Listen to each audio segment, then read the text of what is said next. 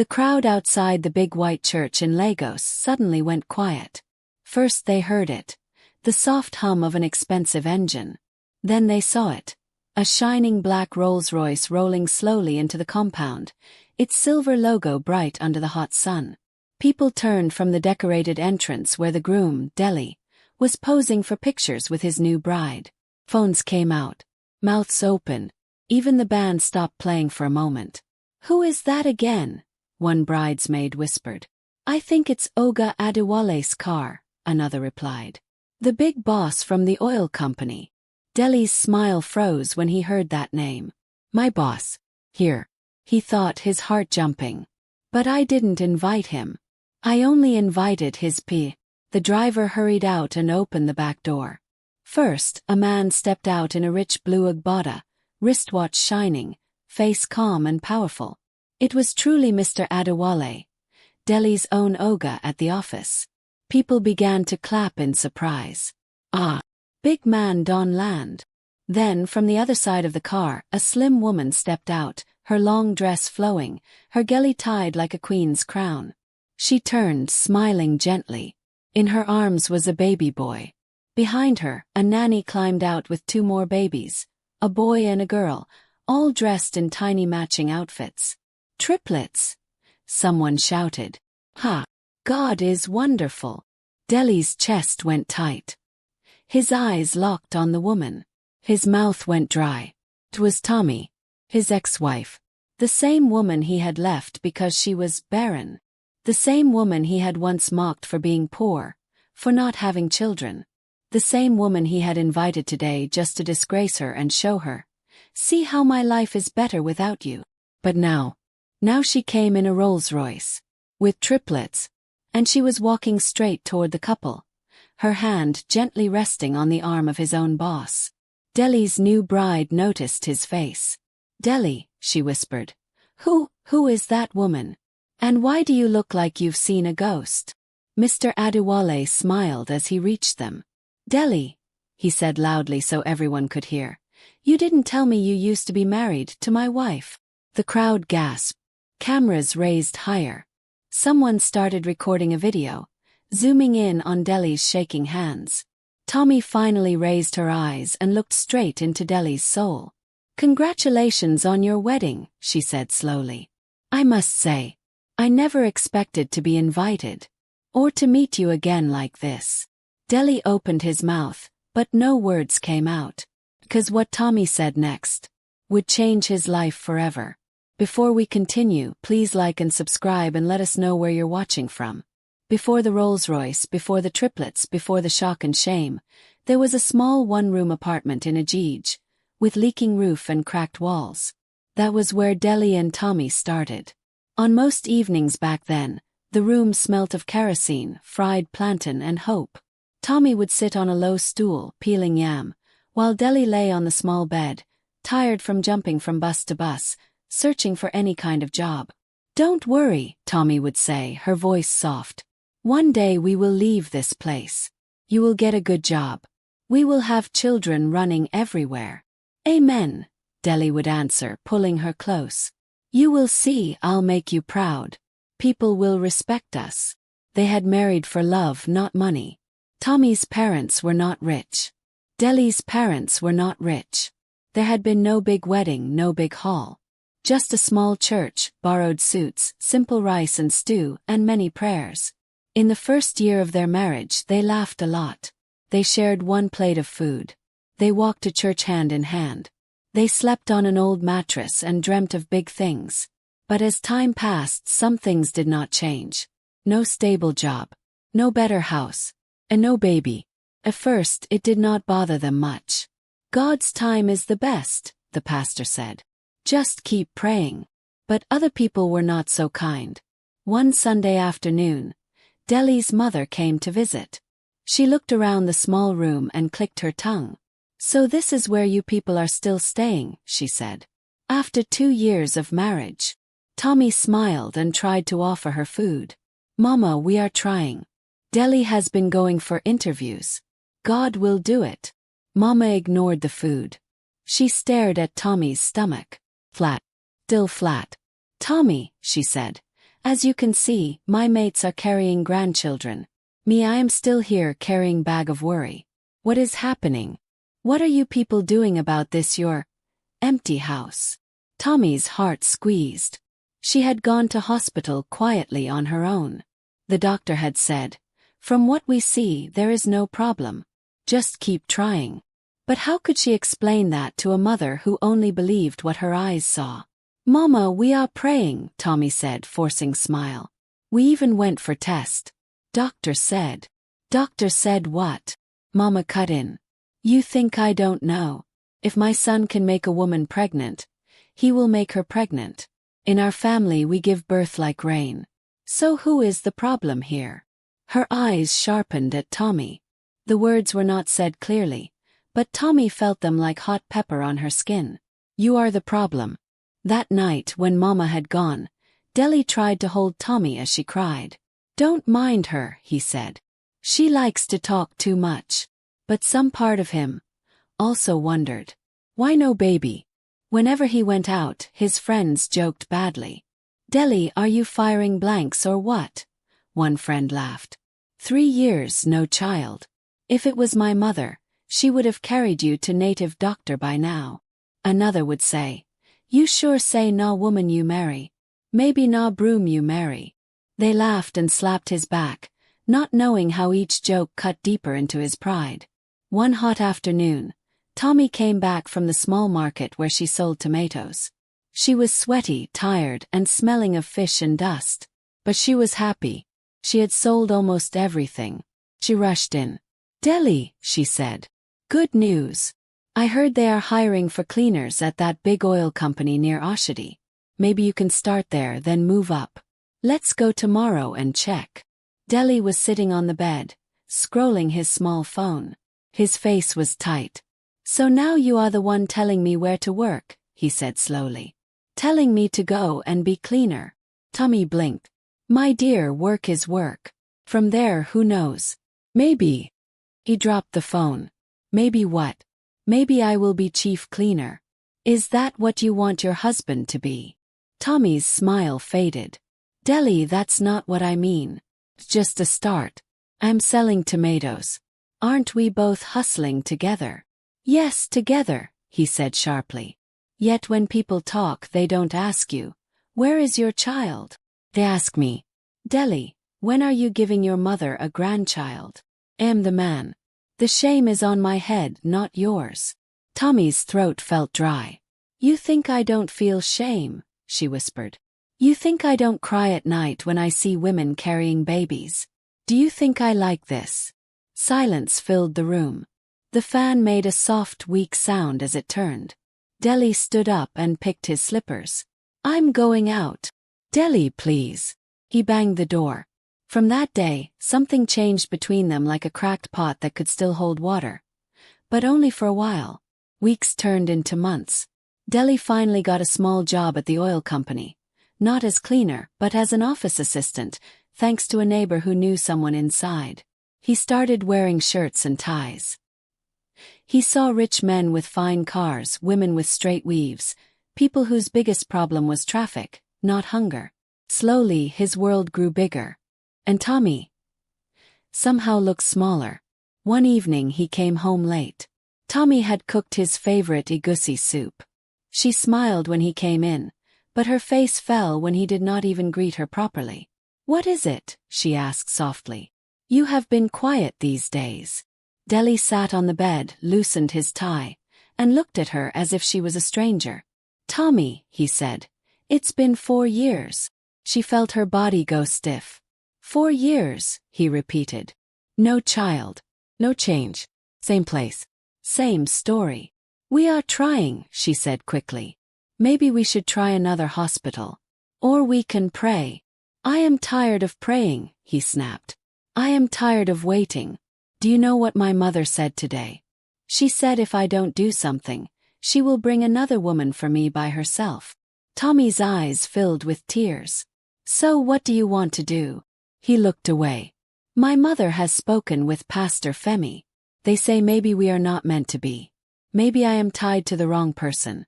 Maybe I need a fresh start." The words dropped between them like a stone into a well. A fresh start, Tommy repeated slowly. You mean, divorce? Deli swallowed. If I don't have a child, what is the use of this marriage? A man must have someone to carry his name. I cannot be the only one among my friends with empty house.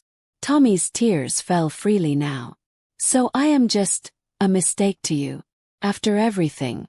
After we suffered together. You want to throw me away like old clothes because I have not given you a child. He stood up, angry and ashamed. Don't talk like that. We will do it quietly. No drama. I will give you small money. You can start your life again. She laughed sadly through her tears. What life, Deli? And what if the problem is not me? What if? Enough, he shouted. I have made up my mind. The next weeks were like a bad dream. Papers were signed. Whispers spread. Some people pitied Tommy. Others said, maybe she really is barren. Some secretly praised Deli. The boy no dull. Time is going. On the last day, as Tommy packed her small bag, 2 wrappers, some blouses and her Bible, she looked around the room one more time. The bed where they had once whispered dreams. The wall where they had written future house, with chalk and drawn a big mansion. The tiny window that showed only the next building's dirty wall. Deli stood by the door, not meeting her eyes. If things change, she said quietly, if you ever remember how we started, I pray God will teach you what real love means. He shifted uncomfortably. Safe journey, he muttered. She walked past him, her heart broken but her back straight. As the door closed behind her, Deli told himself he had done the right thing. I will find a woman who can give me children, he thought. Then my life will truly start. He did not know that the road he had just chosen would one day lead him to that church entrance, standing face to face with the same woman he had thrown away. And that the next woman he would meet would change everything. 1 year after Tommy walked out of that small room in Ajij, Deli's life looked very different. He now wore clean shirts to work every day. He had moved into a small self-contained apartment with tiled floor and working tap. It was not heaven, but it was better than the leaking room he once shared with Tommy. He worked at Adewale Oil and Gas as an office assistant. His job was simple. Carry files, make photocopies, bring water, answer small calls. But in his mind, he was already dreaming of becoming manager one day. Sometimes as he walked past the glass offices, he would see Mr. Adewale, the big boss, sitting in a large chair, talking on phone with people from other countries. Deli would whisper, one day I will sit in my own big office too. But even inside his new life something was missing. His mother did not let him forget it. One Sunday after church, she marched into his house without knocking. Deli, she shouted. My son, time is going. Have you found wife? Deli dropped his spoon of jollof rice. Good afternoon to you too, Mama. There is no afternoon in this matter, she said, tying her wrapper tighter. Look at your mates. Children everywhere. Me, I am just walking alone. No grandchild to hold. That your former wife, God will judge her. But you, she pointed at him. You must move on. I will, Mama, he said. I am just waiting for the right person. I have found her for you, Mama replied as if she was saying, I have found pure water. Deli blinked. You have what? Her name is Saad, Mama said proudly. Her mother is my prayer partner. The girl works in a bank. Educated. Fresh. Not like that tomato seller you married before. Deli shifted in his seat. Mama, Tommy was not. Don't even call her name here, Mama snapped. Did she give me one child? Even lizard egg she did not produce. You want to defend her. Deli kept quiet. He had told everyone that Tommy was the problem. That doctor had said she had issues. That he had tried his best as a good husband. No one asked to see paper. They just believed him. It was easier than facing the truth. They had never checked him at all. Mama brought out her phone and opened a picture. See, she said, pushing the screen to his face. Deli saw a fair lady with long braided hair, fine earrings, and a bright smile. She looked like all those Instagram girls who posted food and hotels. "She is beautiful," Mama said. "And her mother told me many men are chasing her." But I said, "No. This one is for my son Deli. He is working in big oil company." Deli smiled slowly. He liked the way that sounded. My son Deli. Big oil company. Maybe this was his chance to start again. This time with a woman people would respect. A woman his mother would praise. A woman who would give him children quickly. "Okay, Mama," he said. "I will meet her." The first time Deli and Saad met, it was in a small fast food place near her bank. Saad wore a neat blue gown and smelled of soft perfume. She talked about savings, targets, and how many people came to shout at her in the bank when network was slow. Deli laughed and tried to act more important than he really was. "I work at Adiwale Oil and Gas," he said, sitting up straighter. "We are growing fast. Soon they will move me into management." "Oh wow," Saad said, eyes shining. "Oil and gas. You people have money, oh. Better don't forget me when you become Oga." Her words poured oil on his pride. He did not mention that his salary could not even buy some of the shoes she wore. He did not mention that he still trekked sometimes when there was no money for transport at month end. He focused on the part that made him look big. As they kept meeting, Saad made one thing clear. "I don't want to be like those women who wait 10 years for baby," she said one evening, sipping malt. "Once we marry, I want children quick. I can't be like those barren women that waste a man's time." The word barren sat between them like a shadow. Deli laughed, but his laugh was tight. "Don't worry. In my family we are strong. Once we marry, children will just be jumping everywhere." Saad smiled satisfied. "Good. My mother too said that girl you married before must have been the problem." So sad. "But God saved you." Deli's chest swelled. People saw him as the one who escaped a bad situation. They gave him one kind of respect and he enjoyed it. As months passed, he and Saad got more serious. He took her to see his mother. She brought gifts, rice, vegetable oil wrappers. Mama danced. "My daughter, you are welcome. See how you are shining. My grandchildren will be fine like you." Behind them, Deli grinned. On his own side, he was building his name at work. He came early. He stayed late. When his supervisor shouted, he swallowed his anger and said, "Yes, sir." One day the HR manager called him in. "Deli, we have seen your effort. We need someone at the front desk. Your English is not bad. You will greet visitors, answer calls. Small raise in salary." Deli almost ran to church to give testimony. That day, as he walked past the big office, he saw Mr. Adewale coming out, talking with some foreign men. Deli stepped aside quickly. The boss nodded at him. "Good afternoon. You're the new front desk guy, right?" "Yes, sir," Deli said, smiling too hard. "Thank you, sir." "Work hard," the man said simply. "Life can change faster than you think." Deli nodded, heart racing.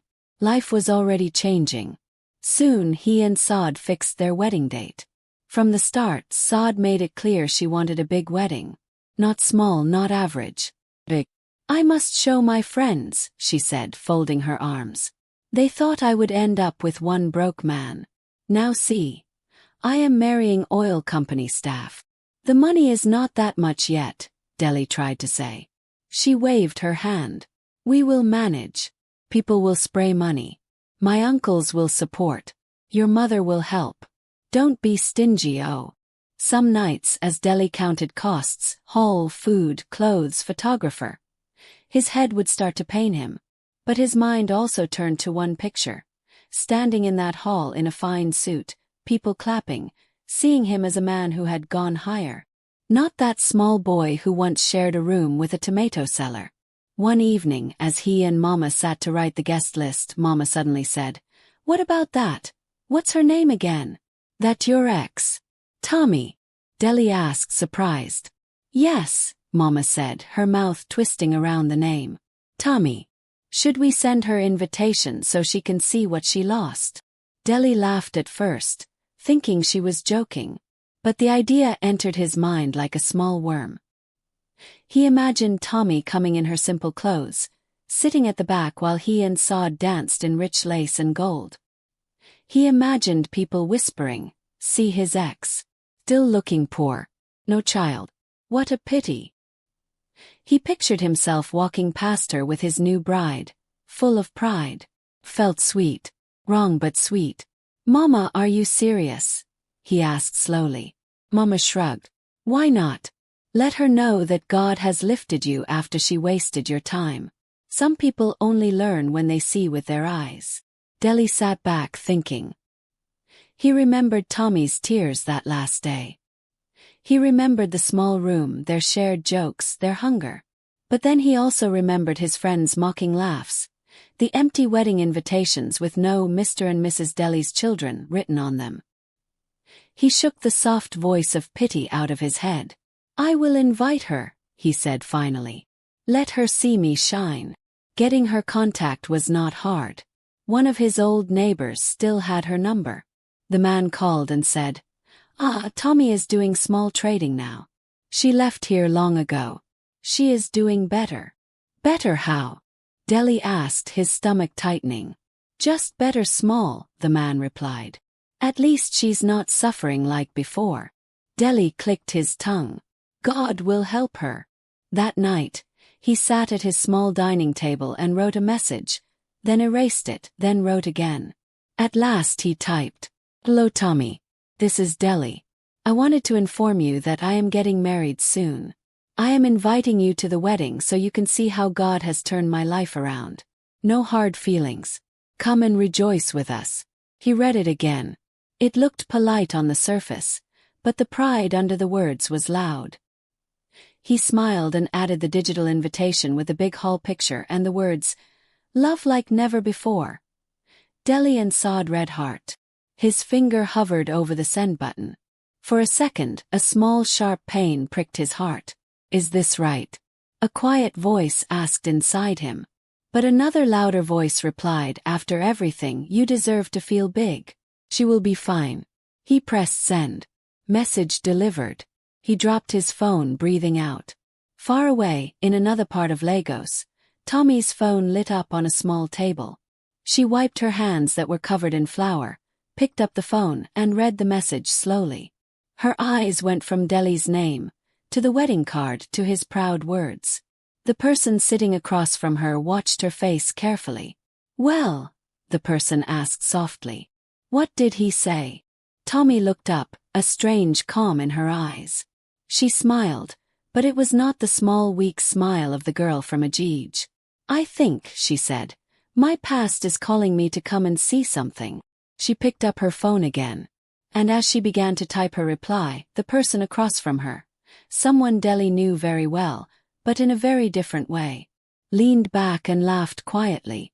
When Tommy finished reading Deli's message, she did not cry. Her heart pinched small, yes.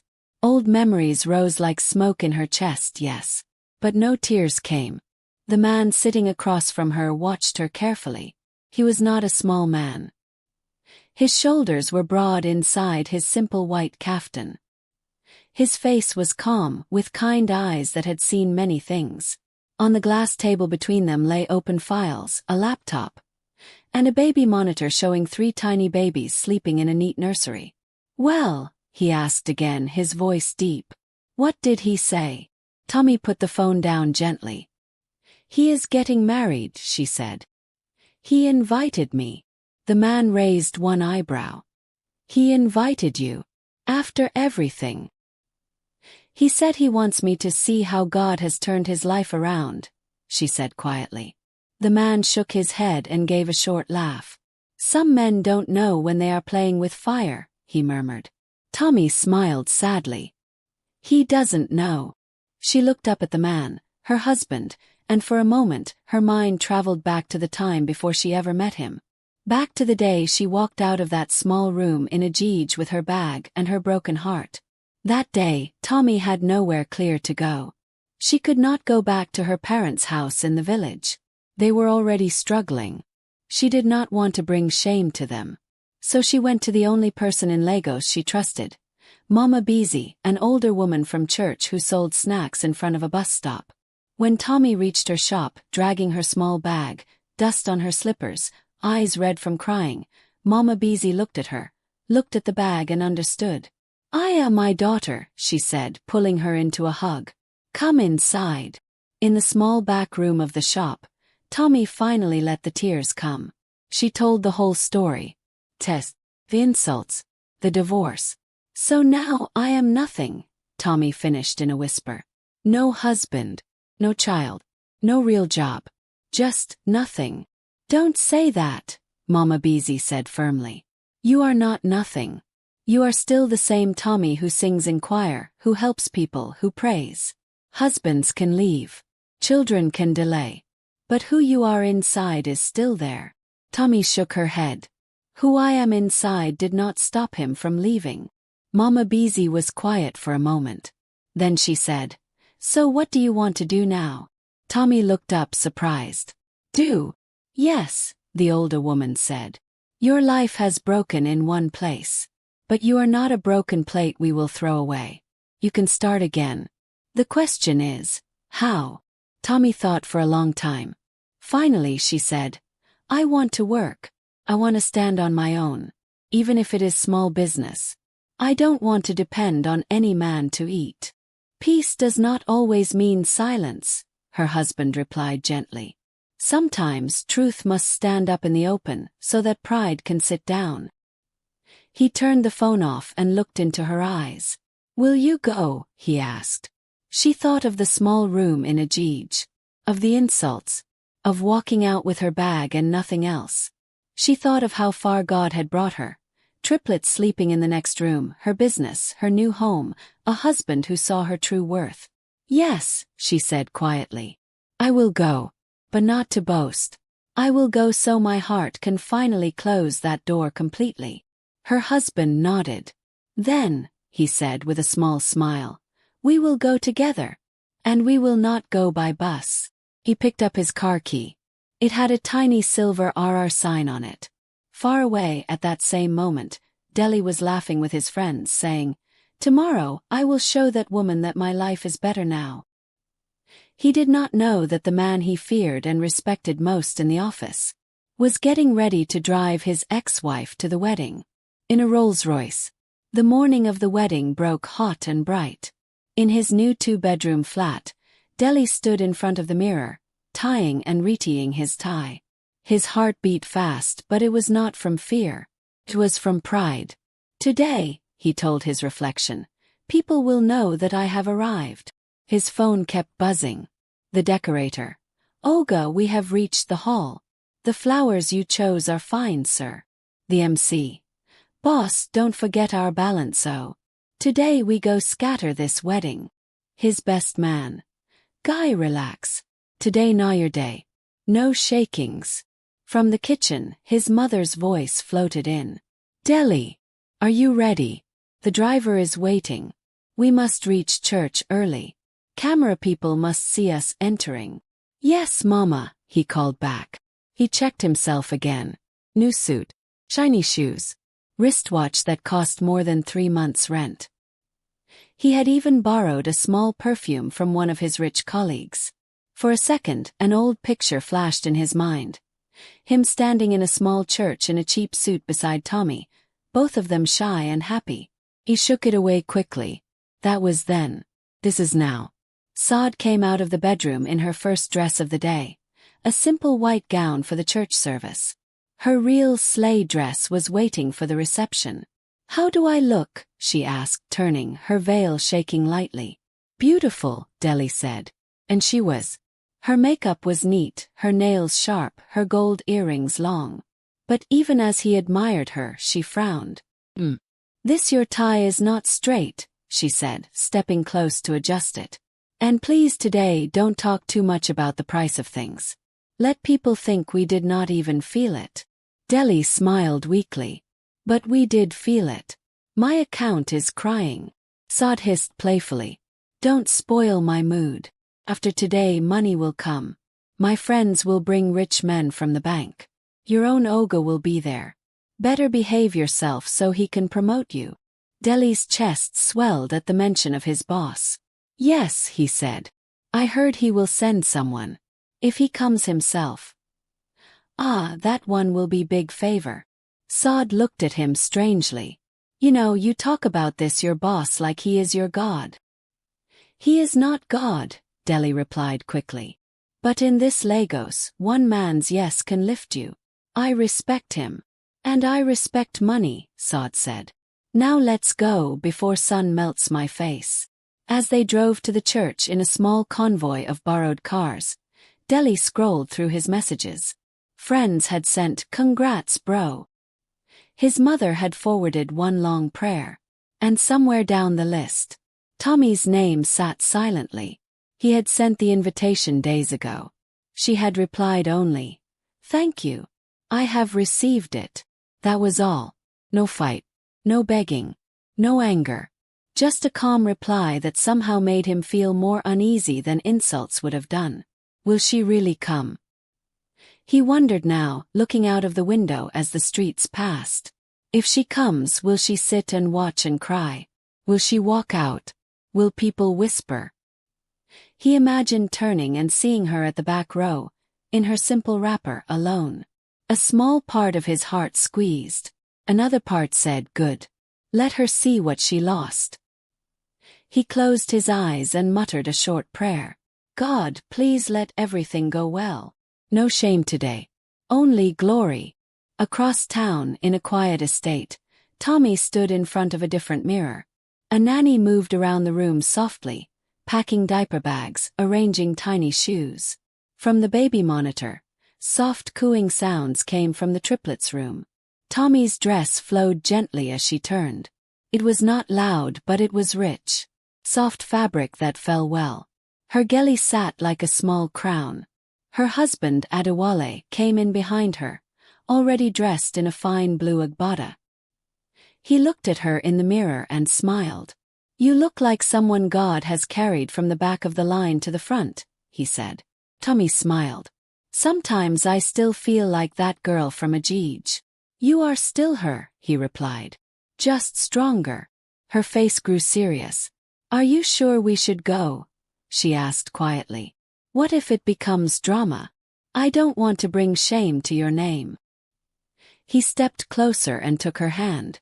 Listen, he said. I am not going there to fight your old battle. And you are not going there to boast.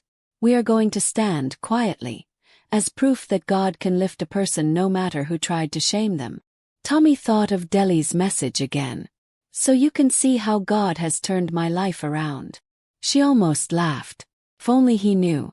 I am afraid I will be angry when I see him, she whispered. Or maybe I will pity him too much. I don't know which one is worse. Adewale squeezed her hand. If you feel angry, remember this, he said. You are not that weak woman he left. You are a wife now, a mother, business owner, and you are loved. His actions no longer define you. She nodded slowly. And if you pity him, Adewale added, maybe that pity will be the beginning of his own healing. The nanny appeared at the door. Madam, the babies are ready, she said. Their clothes are matching like you said. Good, Tommy said, her voice steadier now. Let's go. As they stepped out of the house, the sun touched the shining black car waiting outside. The driver opened the back door of the Rolls-Royce. Tommy helped carry one baby. The nanny carried the other two. Neighbors peeped from windows. Ah, see Madam and Oga. They are going for party. Car. See children. God when. Tommy smiled and waved.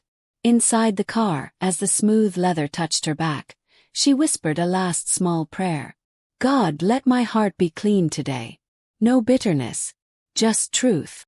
At the church, guests were already filling the compound. The band was testing microphones. 1 2 1 2. Drums bounced, trumpets shouted. Women in bright lace danced into the hall, their geli like colorful mountains. Men in agbada and shiny shoes shook hands and laughed loudly. Deli stood near the entrance, sweating slightly under the sun and his suit, greeting guests as they arrived. Ah, my guy. Congratulations. See as you fresh. Oil and gas money day show. He smiled until his cheeks hurt. His mother stood proudly beside him, telling anyone who cared to listen. Yes, he is my son. He works in Adewale Oil and Gas. Big company. His first marriage, the woman was barren, but God has given him another chance. Some people nodded and said, God is faithful. Others only murmured, and looked away. Saad came out from the car with her bridesmaids, everyone shouting, Fine girl! See bride! She hugged her friends, adjusted her veil, and turned to Delhi. Have you seen your ex? She whispered. Not yet, he replied, looking around quickly. Maybe she will not come. It doesn't matter. It matters, Saad said. I want her to see me. Delhi forced a laugh. Don't worry. If she comes, she will see. Inside, the pastor was already arranging things. Please, groom, bride, let us move inside, he signaled. We don't want to start late.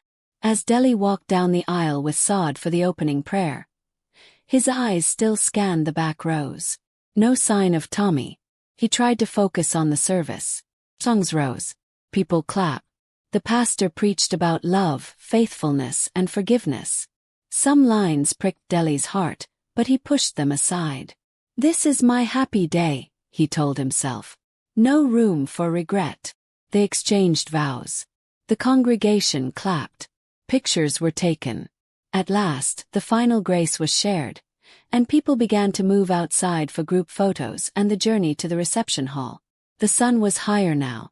The compound was full of color and noise.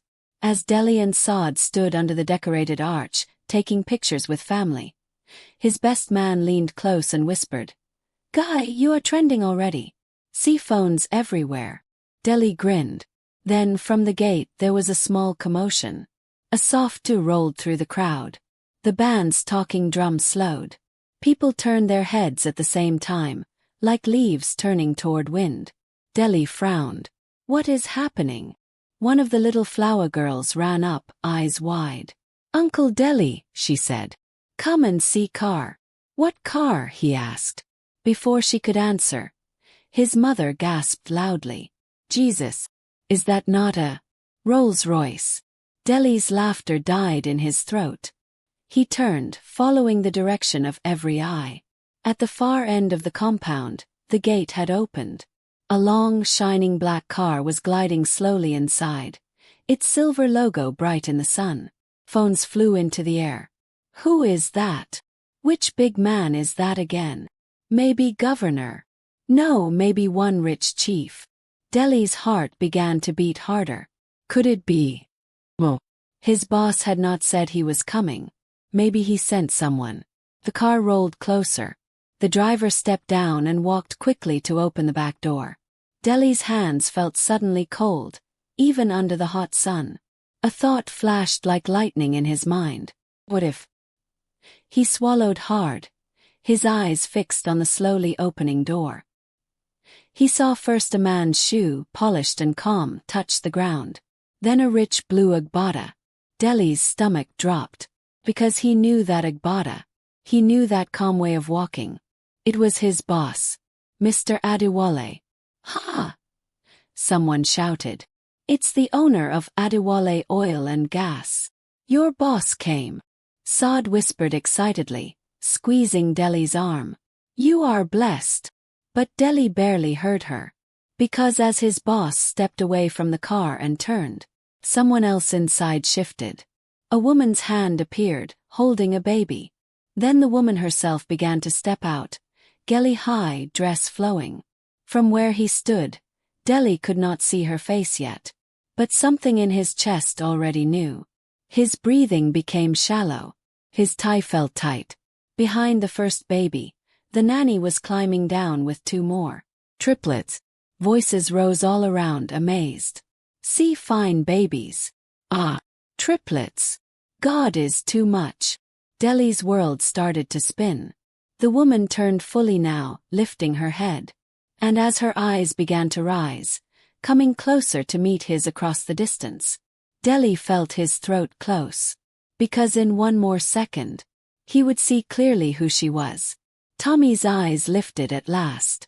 Across the church compound, past the shouting guests and flashing phones, her gaze found Deli. For a heartbeat, everything went quiet for both of them. He saw her clearly now. Not the tired tomato seller from Ajij. Not the woman who had cried on a thin mattress. But a calm, beautiful woman in a flowing dress, gelly high, skin glowing, a baby boy resting on her shoulder. Another baby boy and a baby girl wriggled in the nanny's arms beside her. Triplets. Tommy's lips parted in a small, soft smile. Deli's knees almost gave way. This is not possible, he thought wildly. They said she was barren. I said she was barren. How is she holding 3 children? Beside him, Sada's nails dug into his arm. Deli, she whispered, voice sharp. Is that not the woman in the picture you once showed me? Your ex. He could not answer. Because at that same moment, his boss, Mr. Adewale, turned fully and looked straight at him. People parted to make space, the way water moves away from a passing boat. Oga. Good afternoon, sir. Many men greeted, bowing small. But the boss only nodded once, his eyes still fixed on Deli. He began to walk toward the couple, Tommy by his side, her hand gently on his arm. The triplets' tiny shoes bounced in the nanny's hands. Deli's mouth was dry. His heart banged in his chest like a talking drum. When they reached him, the whole compound seemed to lean in. Cameras rose higher. Even the MC, who had been joking on the microphone, fell silent. Deli, the boss said calmly, his voice carrying clearly. You didn't tell me you used to be married to my wife. A loud gasp went through the crowd. Someone in the back shouted, Jesus! Another whispered, Movie has started. Deli opened his mouth.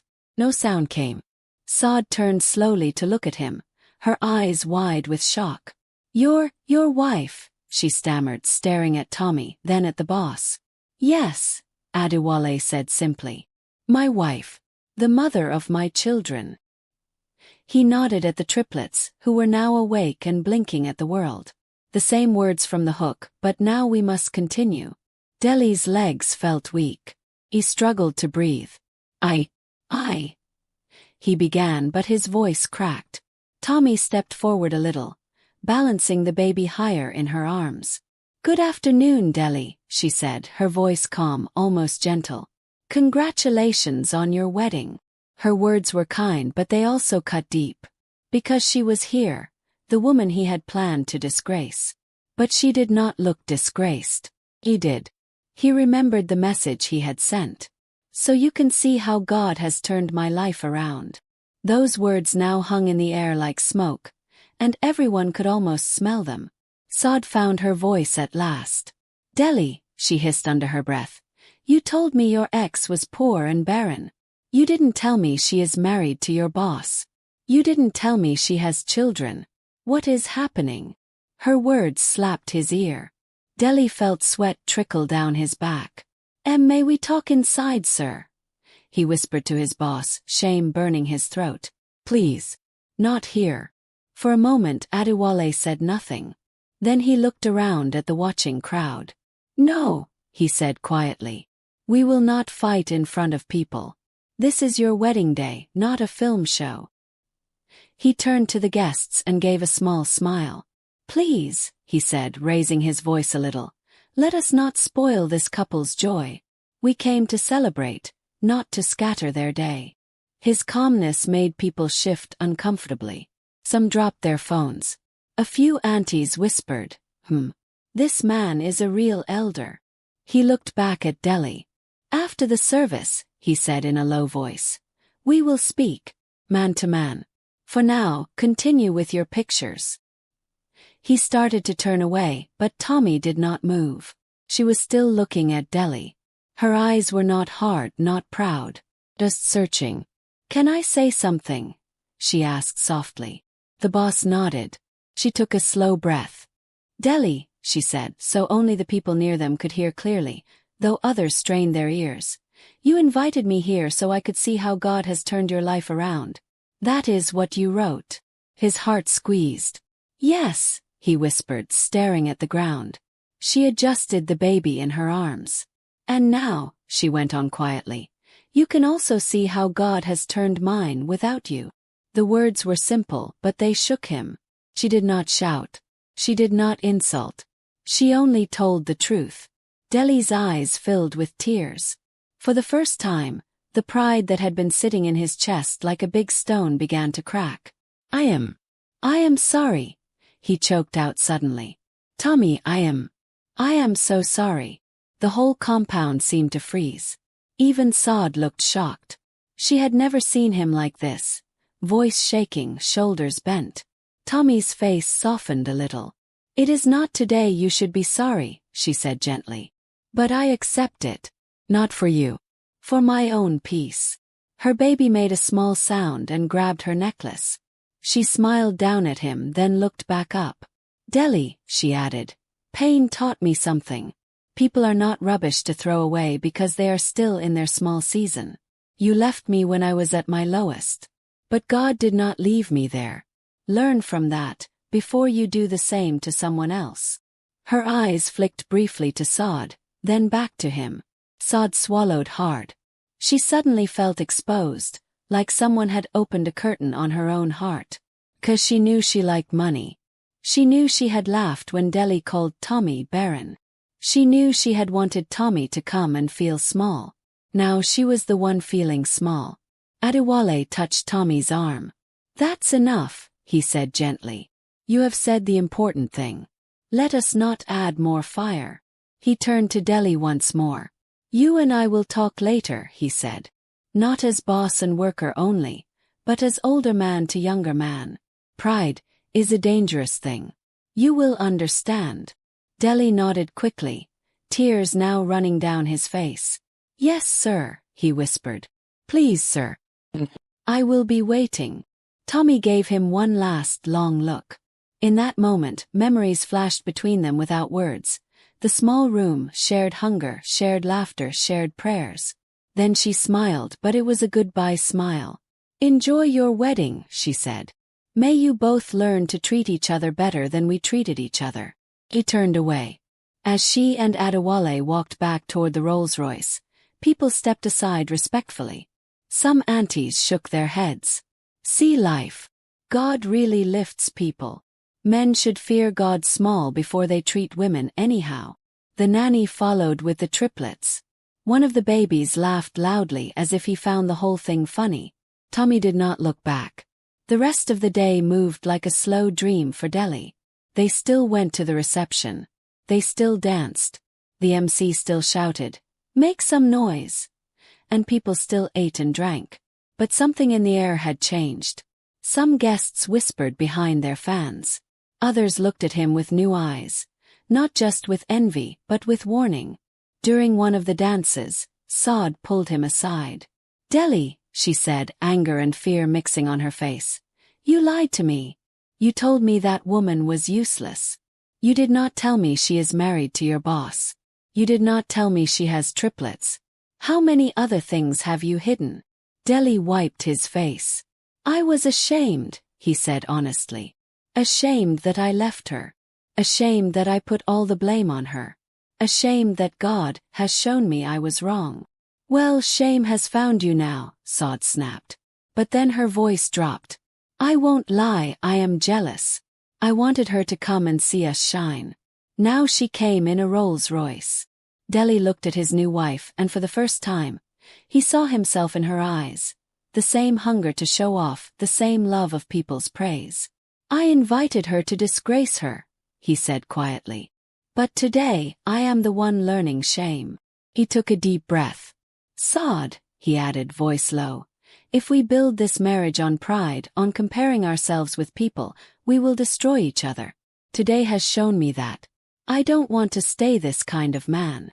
She folded her arms, thinking. Outside, loud music shook the hall. Inside, between them, there was a deeper kind of noise. Questions, fears, hard truths. Finally, Sod sighed. I don't know if I forgive you yet, she said. But I don't want to be like those women who help their husbands look down on others. Maybe we both have to change. She looked away, then back at him. But let me warn you, she added sharply, still very much herself. If you ever treat me the way you treated her, you will meet a fire you cannot quench. Deli almost smiled through his pain. I believe you, he said. Days later, when the wedding was over and the last plastic plate had been packed away, Deli sat in Mr. Adewale's office. No wedding suit now. Just his simple work shirt. He felt naked. The boss looked at him for a long time, then said, "Tell me everything. No lies this time." So Deli told him. About the small room. About his mother's pressure. About the jokes from friends. About the hospital. About how they only tested Tommy properly, not him. About the divorce. About the invitation he sent with pride hiding under pretty words. When he finished, the room was quiet. Adewale leaned back. You know, he said slowly, if Tommy had not forgiven you in her heart, she would not have been able to stand there calmly like that. Deli nodded, shame burning again. I know, sir, he whispered. I don't deserve it. No, you don't, Adewale agreed. But that is what makes forgiveness heavy and powerful. It is a gift you cannot pay for. He tapped his pen on the table. I am not going to sack you, he said at last. But understand this. The way you treat people, especially when you think they are small, shows what kind of man you are. If I see that pride again in the office, bullying staff, laughing at people, chasing promotion just to feel big, I will not pass it by. Yes, sir, Deli said quickly. I understand, sir. I will change. And another thing, the boss added. You and your new wife should both go for full medical tests before you start blaming anybody for anything. Children are a gift, not a trophy. Don't make the same mistake twice. Deli swallowed hard. Yes, sir. He stood up to go, then paused. Sir, he asked quietly, do you hate me? Adewale looked up at him, and for a moment, Deli saw tired kindness in the older man's eyes. I don't hate you, he said. When I look at you, I see the foolish young man I once was, who also let his family blame his wife for what was both their problem. I hurt someone deeply before I learnt sense, so I will not pretend I am better than you. I only learnt before you. Now it is your turn to learn. Deli's eyes filled again. Thank you, sir, he whispered, for not crushing me. Life has already crushed you enough this week, Adewale said dryly. Now let it rebuild you. That evening, as Deli walked home, Lagos looked different. The same buses honked. The same hawkers shouted. The same sun beat on his head. But inside him something had shifted. He thought of Tommy's last words.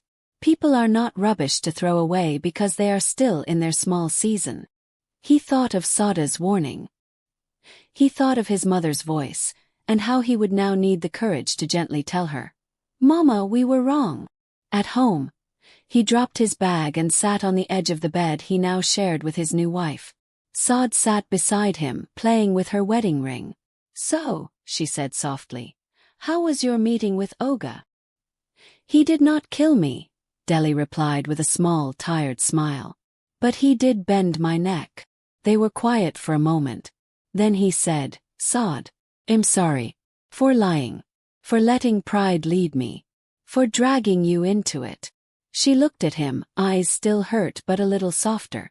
Do you think we can still build something honest? He asked. She sighed. If we both drop this our big pride, she said. Maybe. It will not be easy. But I don't want to be the next Tommy story in your mouth. He nodded. Then let us learn, he said simply. Slowly. Together. Outside, a baby cried in some neighbor's room. A woman laughed. A man shouted about fuel price. Life went on. But in that small flat, something new was starting. Not just a marriage but a lesson. Moral of the story. Pride can make a person throw away those who stood by them in their small days. It can push us to laugh at others, to measure worth by money, cars, or children. But life belongs to God, not to pride. The same people we look down on today may stand higher than us tomorrow. And when that happens, the real question will not be who is richer or who has more children. It will be, who learnt to be humble, to tell the truth, and to treat others with respect, no matter their season.